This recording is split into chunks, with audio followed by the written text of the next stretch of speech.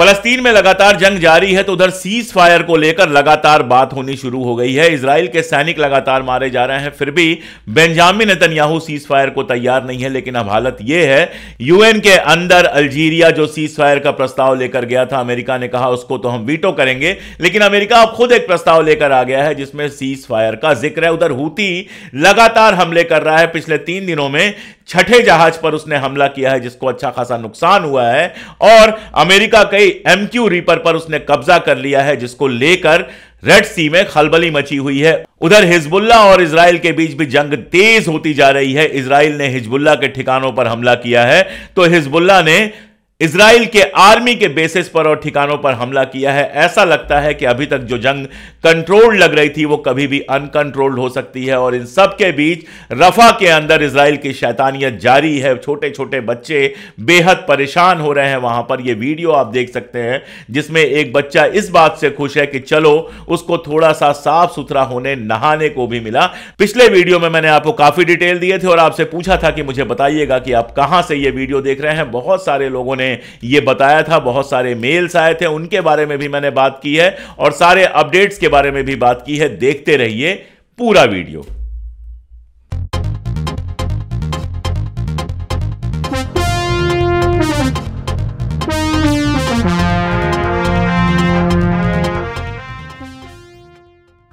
नमस्कार, मैं अशोक कुमार पांडे, एक बार फिर से आपका स्वागत है TCH पर, और मैं हाजिर हूं फलस्तीन इजराइल के बीच जो कुछ चल रहा है उसकी सारी अपडेट्स लेकर। लेकिन उसके पहले आप सबका शुक्रिया। मैंने कल पूछा था कि अगर आप मुझे बताएंगे कि आप कहां से हैं तो मैं थोड़ा सा अंदाज लगा पाऊंगा कि मेरे वीडियोस कहां कहां पहुंच रहे हैं, और ये देख के मुझे बेहद बेहद खुशी हुई कि न केवल देश के अंदर बल्कि देश के बाहर भी तमाम जिन जगहों पर हिंदुस्तानी रहते हैं वहां ये वीडियोस पहुंच रहे हैं, वहां से लोग देख रहे हैं।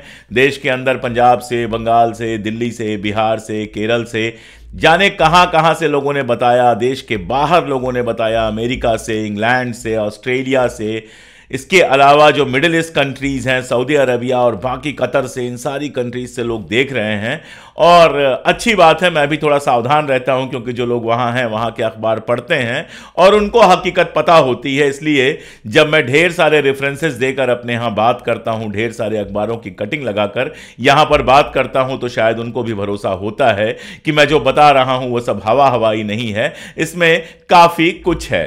मेल्स भी मेरे पास ढेर सारे आते रहते हैं। एक मेल आया मेरे पास जिसमें उन्होंने कहा कि बाकी सारी चीजें तो आप बताते ही रहते हैं, वहां जो बच्चे जिस तरह के दर्द से गुजर रहे हैं, वहां फलस्तीनी बच्चों की गजा में, रफा में, खान यूनुस में, इन सारी जगहों पर जो हालत है, जिस तरह लगातार उनके पास रोटी तक नहीं पहुंचने दी जा रही है। अभी मैं कल की बात आपको बताऊं कि कल हुआ यह कि एक ट्रक से सामान कुछ पहुंचा। अब बहुत सारे फलस्तीनी वहां पर इकट्ठा हो गए अपने लिए सामान लेने के लिए, और इजरायलियों की शैतानियत आप देखिए कि उस ट्रक के पास भी गोली चलाई गई जिसमें बाकी लोग भागने लगे और एक फलस्तीनी मारा गया। इसके पहले भी कई सारे ऐसे ट्रकों को नुकसान पहुंचाया गया है जो ट्रक माल असबाब लेकर आ रहे थे, खास तौर पे खाना लेकर आ रहे थे ताकि लोगों को खाना मिल सके। आप सोच के देखिए कि इजरायली जो सेटलर्स हैं वो लंबे वक्त से ट्रकों का आना रोकने के लिए सड़कों पर आकर बैठे हुए हैं कि ये जो ट्रकें हैं वो ना पहुंच पाए।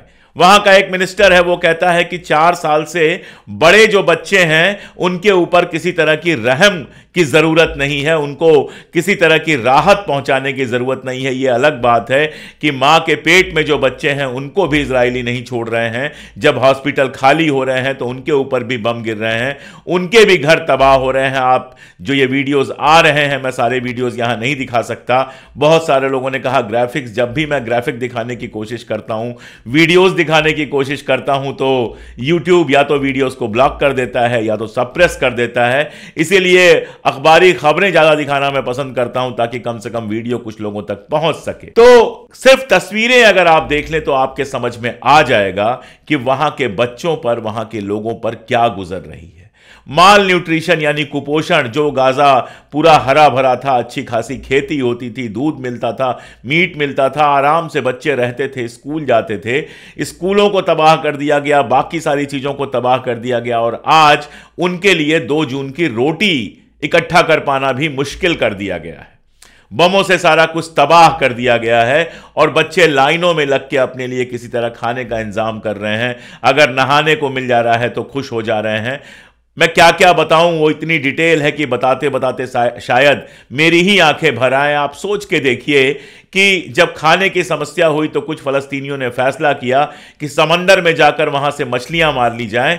इजरायली जो बोट्स लगी हुई हैं समंदर में, उन्होंने उन लोगों को भी निशाना बनाया जो मछलियां मारने के लिए गए हुए थे। तबाह खुद भी हो रहे हैं। रिपोर्ट्स बता रही हैं कि इजराइल की जो इकॉनमी है उसमें 19.4% यानी 20% के आसपास गिरावट आई है। लगातार वहां डेवलपमेंट का ग्राफ नीचे जा रहा है। इजरायली इकॉनमी भी बर्बाद हो रही है, तबाह हो रही है, ये रिपोर्ट्स बता रही हैं। मैं आपको बता चुका हूं, मूडी ने वहां पर अपने रिपोर्ट में वहां की जो ग्रेडिंग है, रेटिंग है, वो रेटिंग भी गिरा दी है। लेकिन शैतान अपनी तबाही से कम परेशान होता है, दूसरों की तबाही से उसको ज्यादा खुशी होती है। तो इजराइल लगातार यह कोशिश कर रहा है कि फलस्तीनियों के पास अनाज ना पहुंचे, फलस्तीनियों के पास राहत ना पहुंचे। तबाही उनकी भी हो रही है। लगातार रोज सैनिक मारे जा रहे हैं। कल आपको सैनिकों के मरने की खबर मैंने दी थी, आज भी खबर आई है कि वहां एक सैनिक मारा गया है और जितने मारे जाते हैं उससे बहुत कम खबर आती है। मतलब इजराइल बता रहा है सिर्फ 234 सैनिक मारे गए हैं। हकीकत यह है कि 1000 के आसपास सैनिक उनके भी मारे जा चुके हैं। हमास के लोग भी मारे गए हैं, लेकिन उनके सैनिक भी काफी संख्या में मारे जा रहे हैं। यह सारा कुछ हो रहा है। हालत यह है कि बेंजामिन नेतन्याहू के घर के सामने हजारों लड़कियां प्रदर्शन कर रही हैं कि होस्टेजेस का जो डील है, जिस डील की बात चल रही है, जिसके लिए इजराइल लगातार इंकार कर रहा है, हजारों लड़कियां वहां प्रदर्शन करके कह रही हैं कि इस डील को पूरा किया जाए। उधर कंडीशन यह है कि हूथी लगातार हमले कर रहा है। कल मैंने आपको खबर दी थी कि एक ब्रिटिश जहाज को नुकसान पहुंचाया था, एक अमेरिकी जहाज को नुकसान पहुंचाया था, जो उसने नए अपने हथियार भेजने शुरू किए हैं। उससे अमेरिकी परेशान है, तबाह है कि इसका क्या इलाज किया जाए। और आज फिर खबर आई है कि हूथी ने हमले किए हैं और बड़े हमले किए हैं, ब्रिटिश शिप पे हमले किए हैं।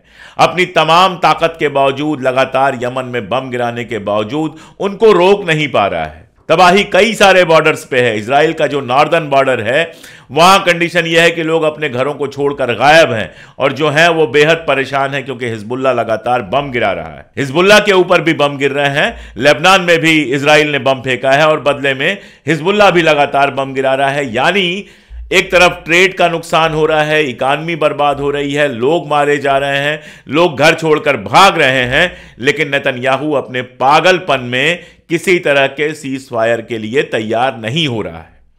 कारण मैंने आपको बताया है कि जब तक सीज फायर नहीं होता है, जब तक जंग चलती है, तब तक नेतन्याहू की कुर्सी बची हुई है। नेसेट के अंदर उसकी ताकत कितनी है, नेसेट यानी वहां की संसद, उसकी ताकत कितनी है, इसका अंदाजा आप सिर्फ इतना लगा लीजिए कि वहां के एक एमपी हैं जिन्होंने आईसीजे में इजराइल की जगह सपोर्ट किया था साउथ अफ्रीका को। उन्होंने कहा था कि हमारा मुल्क वाकई जेनोसाइड कर रहा है। अब बड़ा शोर मचा, हल्ला मचा कि उनको संसद से निकाल दिया जाएगा, लेकिन कल वोटिंग हुई तो इतने वोट नहीं पड़ पाए कि उनको संसद से बाहर निकाला जा सके। यानी संसद के भीतर और संसद के बाहर जनता के बीच नेतन्याहू की लोकप्रियता में जबरदस्त कमी आई है। हर तरफ यही चर्चा है कि पहला मौका मिलते ही नेतन्याहू को गद्दी से हटा दिया जाएगा। इसलिए वो किसी भी हाल में जंग जारी रखना चाहता है, बावजूद इसके कि लगातार उसकी इकॉनमी तबाह हो रही है, बावजूद इसके कि लगातार उसके लोग मारे जा रहे हैं, उसके इलाके डिस्टर्ब हो रहे हैं। नॉर्दर्न इजराइल खाली है। मैंने आपको बताया था कि काफी दिनों के बाद सदर्न इजराइल में जो गजा का बॉर्डर है, वहां भी सायरन बच रहे थे। वहां भी यह आशंका जताई जा रही थी कि कभी भी वहां पर हमला हो सकता है। हमास ने उसके ढेर सारे टैंक उड़ा दिए हैं, उसके ढेर सारे सैनिकों को मारा है। और मैं आपको बताऊं कि जोसेफ बोरेल, जो ईयू के फॉरेन पॉलिसी के चीफ हैं, यूरोपियन यूनियन के, उन्होंने कल फिर एक बयान में बहुत साफ साफ कहा कि इजराइल जंग में हमास को नहीं हरा सकता है। केवल जंग करके इजराइल हमास को बर्बाद नहीं कर सकता है। यह जोसेफ बोरेल कह रहे हैं, जो ईयू के, यूरोपियन यूनियन के विदेशी मामलों के चीफ हैं। उनका बहुत साफ कहना है कि इजराइल जितने भी दावे कर ले, असल में वो हमास को हराने के कहीं करीब भी नहीं है। और हमास के लोगों ने भी कहा है कि इजराइल दावे बहुत कर रहा है, लेकिन ये सब साइकोलॉजिकल वॉरफेयर है, यानी दिमागी तौर पर जो जंग लड़ी जाती है, जिसमें दुनिया को यह बताया जाता है, या दुनिया तो क्या अपनी जनता को यह बताया जाता है कि हम जीत रहे हैं। उसमें कह दिया गया कि 12,000 हमास के लोग मारे गए। हकीकत यह है कि इसके आधे से कम मारे गए। उसमें कह दिया गया कि हमास के लीडर्स में आपस में तनातनी चल रही है, लेकिन हमास ने बाकायदा बयान जारी करके बताया कि यह सब बेकार की बातें हैं। मैं आपको बता चुका हूं कि आपस की तनातनी तो छोड़िए, रशिया ने जब बुलाया है वहां की चारों जो इंपॉर्टेंट पार्टीज हैं, अल फतह को, हमास को, इस्लामिक जिहाद ऑफ पैलेस्टाइन को और पैलेस्टीनियन अथॉरिटी को, यानी आप कह सकते हैं पीएलओ को, जो बुलाया है, उसके पहले हमास ने बयान दिया कि हम नेशनल यूनिटी गवर्नमेंट बनाने को भी तैयार हैं और सबके साथ मिलकर लड़ने को भी तैयार हैं। असल में एक बड़ी चिंता और बड़ी चर्चा यह चल रही है कि अगर फलस्तीन आजाद हो भी गया तो उसके बाद वहां राज कौन करेगा, और यह अगर किसी काम का नहीं है। दरअसल फलस्तीन की आजादी लगभग तय है। यहां तक कि इजराइल की संसद में भी जो प्रस्ताव पास हुआ उसमें यह कहा गया कि यूनिलैटरल, फलस्तीन को अगर यूनिलैटरल मान्यता दी जाती है तो हम इसके लिए तैयार नहीं है। मतलब इसको जब भी मान्यता दी जाए तो इजराइल को भी साथ लिया जाए, इजराइल को भी बातचीत में शामिल किया जाए। अब मामला पूरा यह है कि चाहे फ्रांस हो, चाहे यूरोपियन यूनियन हो, चाहे इंग्लैंड हो, चाहे अमेरिका हो, हर जगह से यह बात आई है कि 2 स्टेट सोल्यूशन ही इकलौता सोल्यूशन है। यहां तक कि सऊदी अरबिया ने भी बहुत क्लियर कहा कि इजराइल के साथ कोई रिश्ता तभी बन सकता है जब फलस्तीन को आजादी मिले, यानी 2 स्टेट सोल्यूशन हो। अब 2 स्टेट सोल्यूशन का एक ही मतलब है कि फलस्तीन को आजादी दी जाए।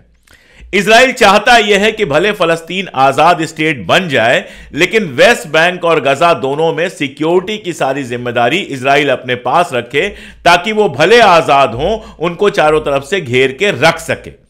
अब मैं आपको बार बार बता चुका हूं कि फलस्तीनी इसके लिए तैयार नहीं है, और रशिया में जो मीटिंग हो रही है, मुझे ऐसा लगता है कि वहां से कुछ निकल के आएगा, नया प्रपोजल निकल के आएगा, और जो बेहद मजबूत प्रपोजल होगा, जिसको ईरान का भी समर्थन होगा और जिसको चाइना का भी समर्थन होगा। इस बीच में आप देखिए सीज फायर को लेकर जो गतिविधियां चल रही हैं, नेतन्याहू लगातार कह रहा है, एक बार उसने कहा कि जो लोग मुझसे कह रहे हैं कि मैं रफा में हमला ना करूं, वो ये कहना चाह रहे हैं कि मैं जंग न जीतूं। उसी के जवाब में जोसेफ बोरेल ने कहा है कि आप रफा में हमला कर भी लोगे तो भी आप जंग जीत नहीं पाओगे, केवल आप आम शहरियों को, बच्चों को, औरतों को मार पाओगे। दरअसल इजराइल तो चाहता यह था कि किसी तरह गजा के लोग गजा छोड़कर बाहर चले जाएं, गजा खाली हो जाए और उस पर वो कब्जा कर ले, उसके नीचे जो नेचुरल गैस है, जो आयल है, उन सब पे कब्जा कर ले। लेकिन जिस तरह से इजराइल के इस सारे तमाशे को, इजराइल की सारी बर्बरियत को फलस्तीन के लोगों ने बड़ी हिम्मत और बड़ी ताकत के साथ झेला है, शहादतें दी हैं लेकिन जमीन नहीं छोड़ी है,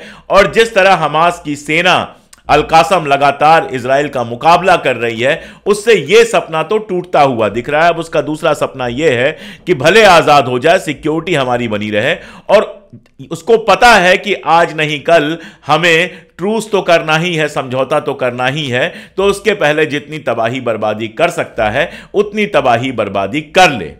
लेकिन अब सारी दुनिया में इसके खिलाफ बात होने लगी है। मैं आपको बताऊं कि यूरोपीय जो यूनियन है, जिसके ज्यादातर देश इजराइल के साथ खड़े हैं भी, जिन्होंने हथियार दिया, बाकी सब कुछ किया, उसकी मीटिंग में टोटल 27 देशों में से 26 देशों ने, यानी केवल एक हंगरी को छोड़ दें तो 26 जो यूरोपियन कंट्रीज हैं, उन्होंने साफ साफ कहा कि सीज फायर होना चाहिए। मैंने कल आपको बताया था कि अल्जीरिया यूनाइटेड नेशंस में एक प्रस्ताव लेके गया है सीज फायर के लिए। अब अमेरिका ने कहा हम उसको वीटो करेंगे, लेकिन जो प्रेशर है उसके चलते अमेरिका अब एक नया प्रपोजल लेके आया है।